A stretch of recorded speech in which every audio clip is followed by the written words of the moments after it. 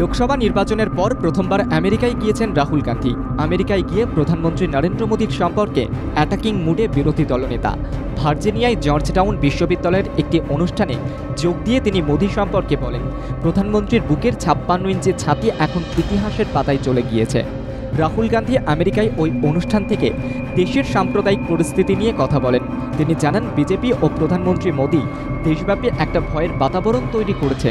তিনি আরও জানান, একটা সময় কংগ্রেসের অ্যাকাউন্ট সিল করার চেষ্টাও করা হয়েছিল। বিজেপির তরফ থেকে বিরোধীদেরকে নিশ্চিহ্ন করার ষড়যন্ত্র চলছিল।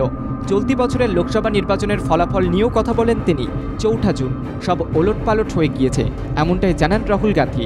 400 আসন নিয়ে ক্ষমতায় আসা তো দূরস্থ, বিজেপি 240-এ এসে থমকে যায়। রাহুল গান্ধী এর আগে যখন 2022 সালে আমেরিকা ও ইংল্যান্ড শহরে গিয়েছিলেন, সে সময় তার বক্তব্যের রাজনীতির ঝড় উঠেছিল। তিনি বিদেশে গিয়ে নিজের দেশের ভাবমূর্তি নষ্ট করেছেন বলে অভিযোগ করেছিল বিজেপি। দেশে গণতন্ত্র নেই বলেই 2022-এ উল্লেখ করেছিলেন রাহুল গান্ধী। সেই সফরেই রাহুল গান্ধী বলেছিলেন, মানুষের মৌলিক অধিকার কেড়ে নেওয়া হচ্ছে, দেশব্যাপী ভয়ে মুখ খুলতে পারছে না।